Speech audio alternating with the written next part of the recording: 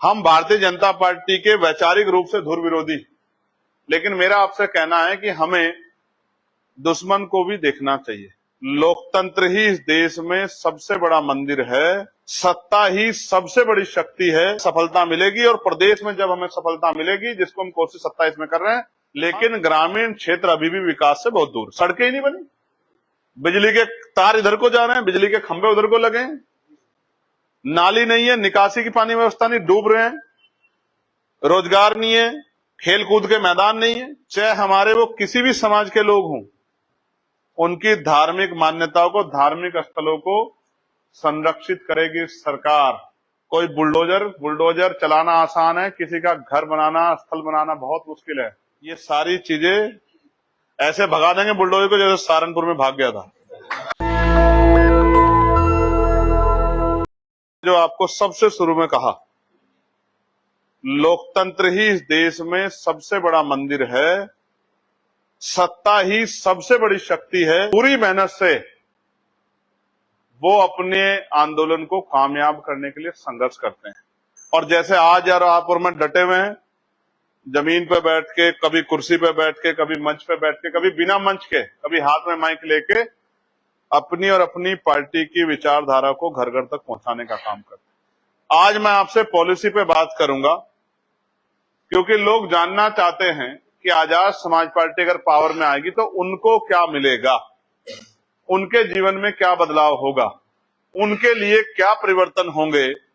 देखो, इस देश में केंद्र में भारतीय जनता पार्टी की सरकार और राज्यों में कई, अब 6 स्टेट के करीब कांग्रेस पार्टी की सरकार बनने जा रही है, छठी में, 5वीं और छठी में। बाकी जगह पे भारतीय जनता पार्टी ने अपने आप को स्थापित किया है। हम भारतीय जनता पार्टी के वैचारिक रूप से धुर विरोधी, लेकिन मेरा आपसे कहना है कि हमें दुश्मन को भी देखना चाहिए। हम मनुष्यता के शत्रु नहीं है, लेकिन हम विचारधारा पॉलिसी के आधार पे उनके विरोधी। और ये विरोध तब तक रहेगा जब तक हम उनकी पॉलिसी को हटा के अपनी पार्टी की पॉलिसी, यानी कि अपने महापुरुषों की विचारधारा को स्थापित नहीं करें। उनकी विचारधारा क्या है कि देश में चंद लोगों के पास सारे साधन आ जाएं और बाकी सब लोग हैंड टू माउथ। इसके लिए वो हिंदू मुसलमान, सरकारी संस्थाओं का दुरुपयोग और तमाम तरह के जितने भी उन पर हथकंडे अपनाए जाते हैं वो अपनाते हैं। हम क्या कर रहे हैं, हमने पिछले 1 साल के अंदर 18 मंडलों में प्रबुद्धजन सम्मेलन किए। पहला सम्मेलन सहारनपुर में हुआ और मुरादाबाद मंडल में भी ऐतिहासिक सम्मेलन हुआ। आप लोगों ने, बिजनौर के लोगों ने हमेशा बढ़ चढ़ के हिस्सा लिया, अपनी शक्ति बनाई। पूरे प्रदेश के सारे मंडलों में, बस्ती हो, गोरखपुर हो, आगरा हो, बरेली हो, अलीगढ़ हो, मेरठ हो, सारे ही मंडलों में, लखनऊ मंडल हो, मिर्जापुर मंडल हो, सब जगह पे प्रबुद्धजन सम्मेलन हम लोगों ने किए, अपनी बात को लोगों तक पहुंचाया। फिर उसके बाद आजाद समाज पार्टी पहली ऐसी पार्टी है, आप राजनीतिक इतिहास सुनो, पढ़ो, जो मजबूत है, जो नई बनी है, कल की बनी है, कुछ जिन पे चंद लोग हैं वो क्या कह देते हैं, मैं उनके बारे में नहीं कहना चाहता, लेकिन आजाद समाज पार्टी इकलौती ऐसी पार्टी है जिसने मुस्लिम समस्या और संवाद के नाम से प्रदेश की राजधानी में कार्यक्रम कराया। और कार्यक्रम, सिर्फ कार्यक्रम नहीं कराया, जो भी विषय मुस्लिम भाइयों के साथ उनके जीवन को परेशान करने वाले हैं, उन पे चर्चा की, मंच ओपन किया, सबको अपनी बात रखने का मौका दिया, अपने राष्ट्रीय स्तरीय नेताओं को बुलाया, फिर उसके एक विस्तृत रिपोर्ट कार्ड बनाया और अब हम उसको अपने पार्टी के मैनिफेस्टो में शामिल करेंगे। ये हमने उसमें काम किया। यात्रा के बाद हम लोग, और यात्रा के बीच में हम लोग किसान समाज की समस्याओं के लिए भी एक कार्यक्रम बड़ा करेंगे। प्रदेश स्तर के किसानों को बुला के उनकी बात को सुनेंगे, उनको भी रिपोर्ट कार्ड बना के मैनिफेस्टो में शामिल करेंगे। लेकिन जब तक मैनिफेस्टो नहीं बन रहा है, जब तक कार्यक्रम नहीं हो रहा है, जब तक यात्रा शुरू होगी, इस बीच में आप जब लोगों के बीच में जाओगे तो अपनी बात को क्या कहोगे, किस तरह लोगों के बीच में अपनी पॉलिसी को रखोगे, आज इस पर चर्चा करने के लिए हम लोग खड़े हैं।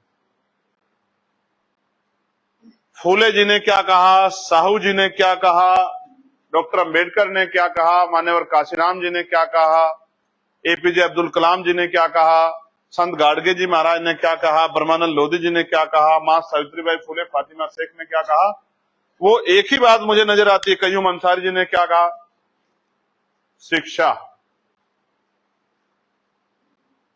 जिस समाज को जिस तरह की शिक्षा मिलेगी वो समाज उतनी ही तरक्की करेगा। उदाहरण भी मैं दूंगा। हमने ये तय किया है कि भारत में शिक्षा में बड़ा बाजारीकरण है, भेदभाव।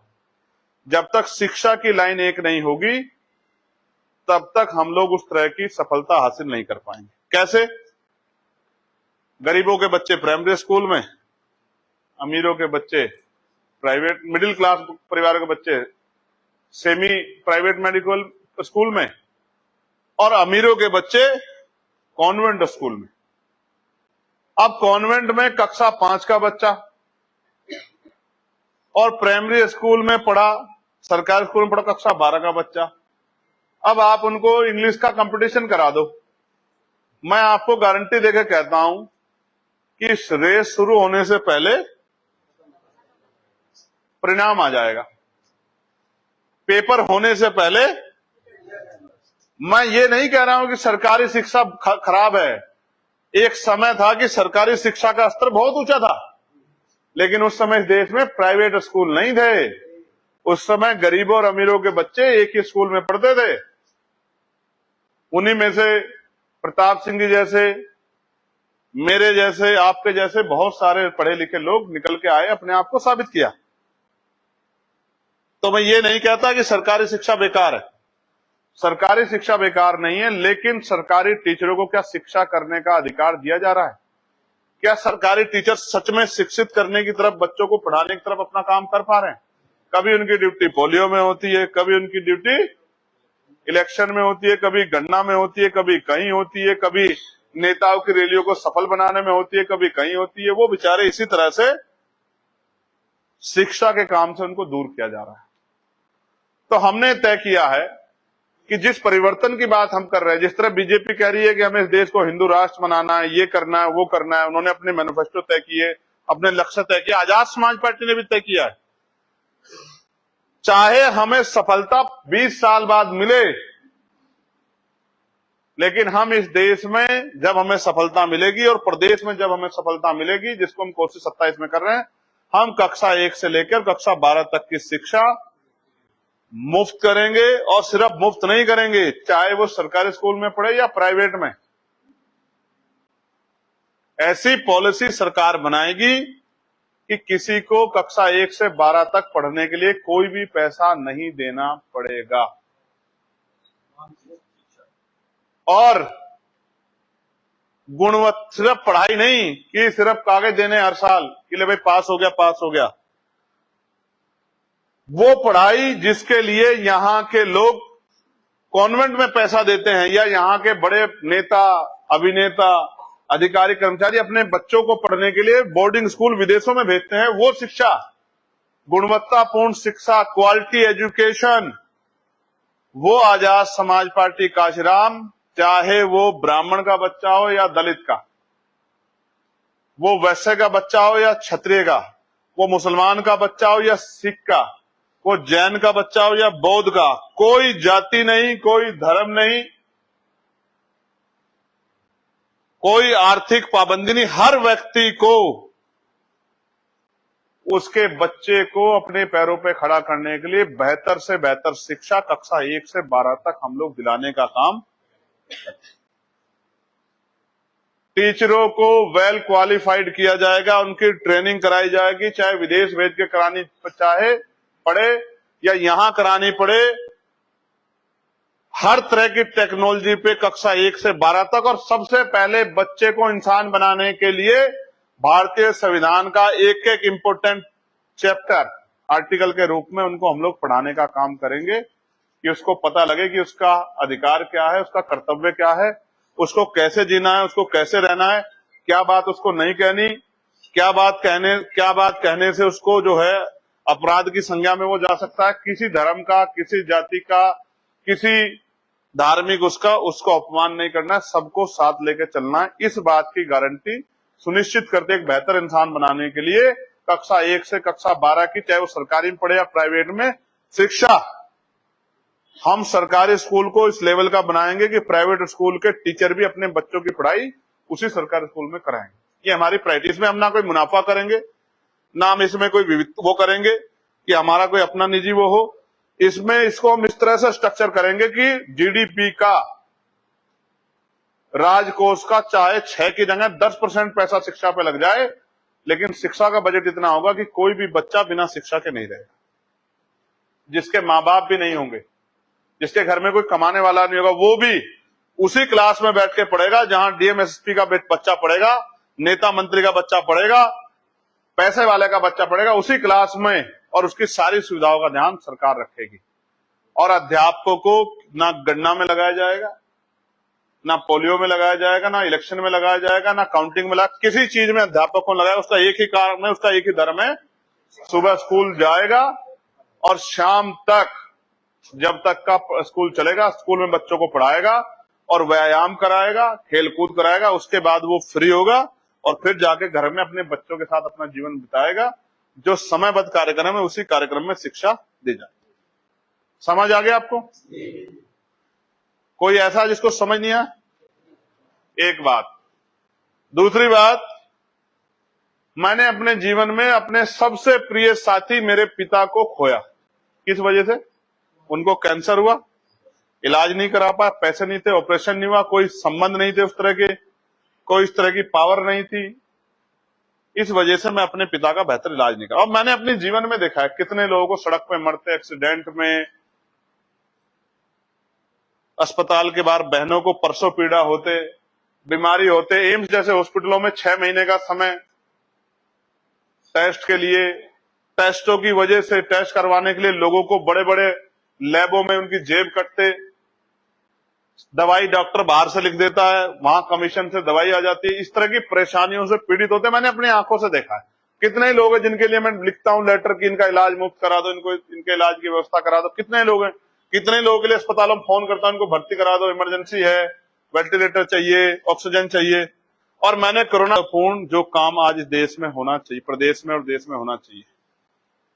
आपको याद है कि बिजली का जो ये प्रीपेड मीटर था, इसकी आवाज लोकसभा में किसने उठाई? और सिर्फ आवाज ही नहीं उठाई, जो सबसे बड़ा संशय था इस बीच में, वो संशय ये था कि प्रीपेड मीटर स्वैच्छिक है या ऑप्शनल है। प्रीपेड मीटर स्वैच्छिक है या ऑप्शनल है, इनको नहीं, स्वैच्छिक है या रेगुलर हैं, ये एक बड़ा सवाल सबके मन में था। क्योंकि राज्य सरकार कह रही थी लगाने ही पड़ेंगे, इनको आप रोक नहीं सकते हो। और जब मैंने पार्लियामेंट में सवाल पूछा तो मैंने इस बात को दूसरी बार मंत्री जी से पूछा कि ये ऑप्शनल है या रेगुलरिटी है, तो मंत्री जी ने कहा कि ये स्वैच्छिक हैं, अपने मन से कोई लगवाना चाहे लगवा सकता है, जोर जबरदस्ती नहीं। अगर कहीं ऐसा होता है तो हम कार्रवाई करेंगे। मैं इसी की इंतजार कर रहा था। देखो, लोकतंत्र की शक्ति समझो, मैं अकेला सांसद, नगीना ने चुन के भेजा, लेकिन लड़ाई थी पूरे देश के लोगों की। और बताओ, पूरे देश के लोगों में भी, और स्पेशली उत्तर प्रदेश के लोगों को रिलीफ मिला है नहीं मिला? आप बताओ। ये है लोकतंत्र की शक्ति। जो कहते थे कि एक अकेला क्या करेगा, उस एक अकेले ने पूरे प्रदेश के लोगों को, हालांकि अगर देश भर के लोग भी अपनी लड़ाई लड़ें तो उनके प्रदेशों में भी राहत मिल सकती है, लेकिन उत्तर प्रदेश के लोगों को इस राहत को दिलाने का काम आजाद समाज पार्टी काशीराम के कार्यकर्ता और नगीना के सांसद, आप सबके भाई, आपके बेटे ने कराने का काम किया। ये आपके वोट की शक्ति है। अपने लोकसभा क्षेत्र के ही लोगों का करोड़ों रुपए बचेगा, याद रखना। कनेक्शन चेक करा लो, कितने कनेक्शन होंगे जिले में? लाखों कनेक्शन होंगे। और अभी प्रीपेड मीटर के जरिए 5, 6, 7 हजार रुपए बिल आने लगा था।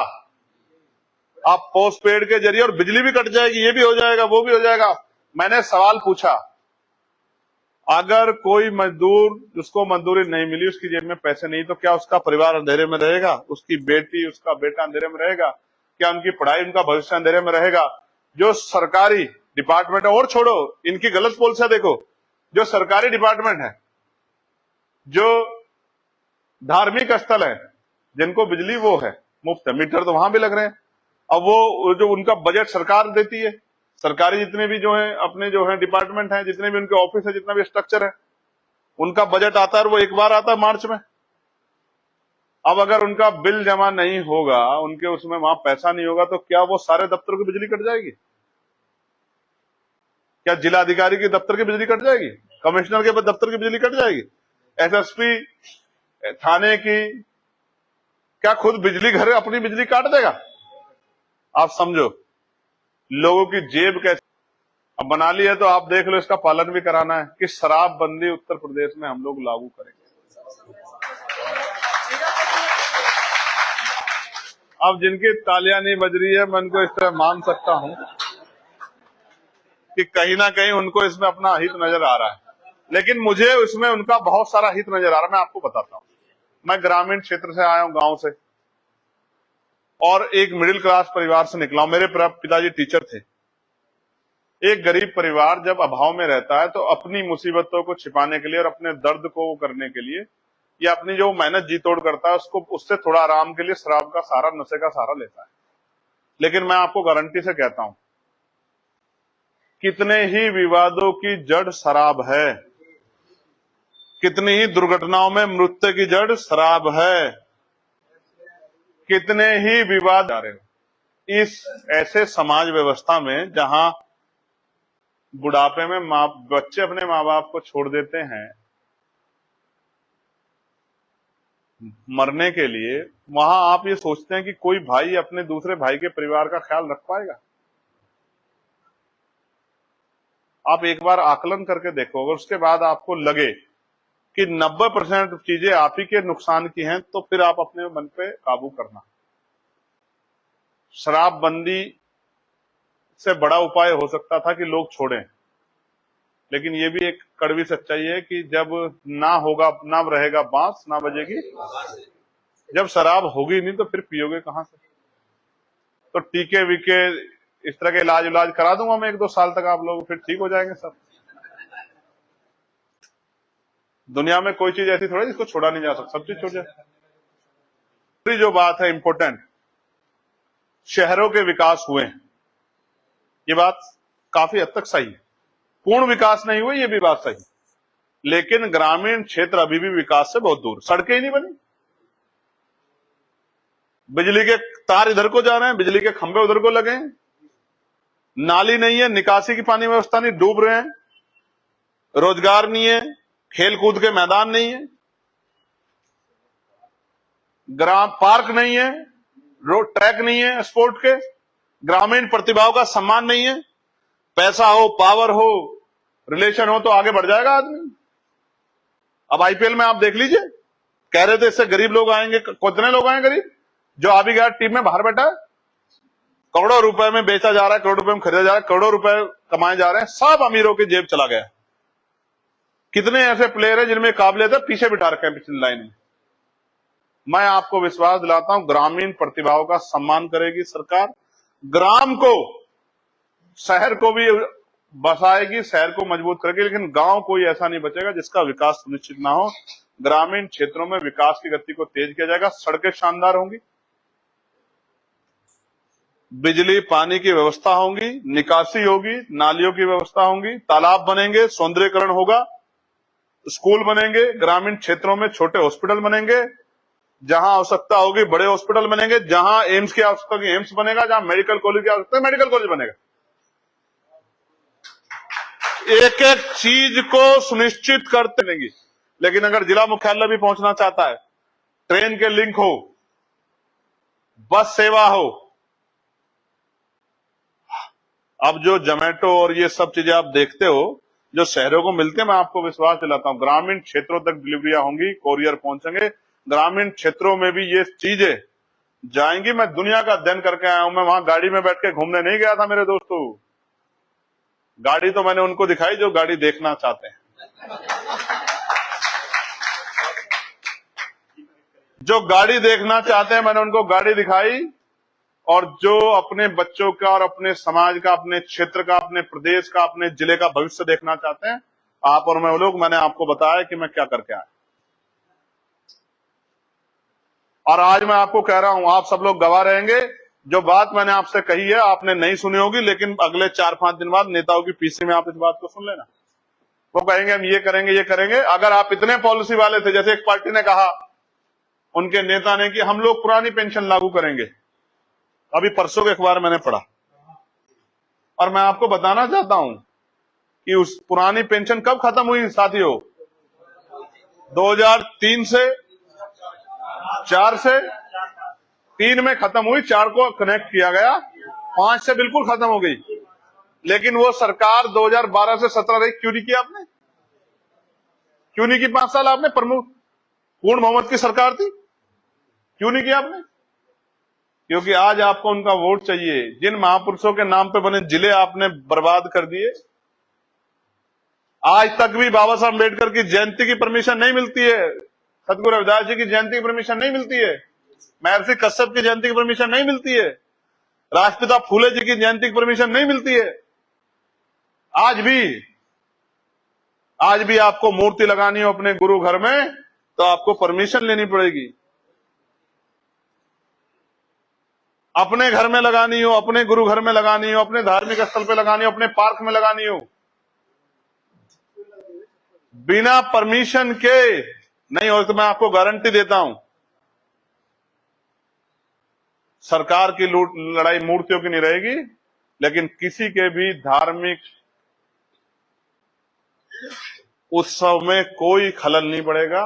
परमिशन भी मिलेगी, सहयोग भी मिलेगा, और अपने महापुरुषों के जयंती प्रकाश पर्व को मनाने के लिए पूर्ण आजादी मिलेगी। कोई इसको रोक नहीं पाएगा, इस बात की मैं आपको गारंटी देता हूं। जिन चीजों के लिए आज घूमते हो ना, जिन चीजों के लिए आज घूमते हो कि साहब दे दो परमिशन, दे दो परमिशन, और अधिकारी भगाते हैं, भागो भागो भागो, मैं गारंटी देता हूं वो अधिकारी आपके गांव में आएंगे और गांव में आके परमिशन सुनिश्चित करेंगे और ये पूछेंगे किसी और चीज की आवश्यकता हो तो बताओ।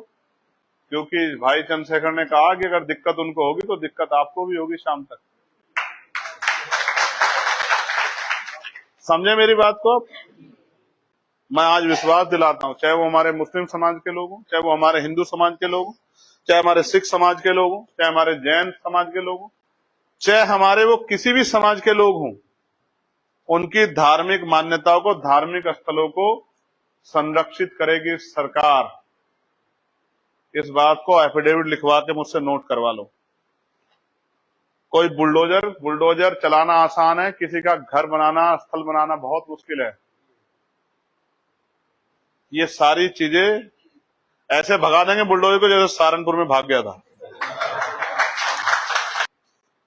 ये लड़ाई जीतनी है तो आपको मुझे संघर्ष करना ही पड़ेगा, हम पे इसके अलावा कोई रास्ता नहीं। नेशनल दस्तक की आपसे गुजारिश है कि अगर इसको बचाना चाहते हैं तो नेशनल दस्तक को सब्सक्राइब करने के लिए रेड कलर के सब्सक्राइब बटन को दबाएं, फिर बेल आइकन की घंटी दबाएं। नेशनल दस्तक को बचाने के लिए बहुत जरूरी है कि हर खबर को शेयर करें, लाइक करें, कमेंट जरूर करें।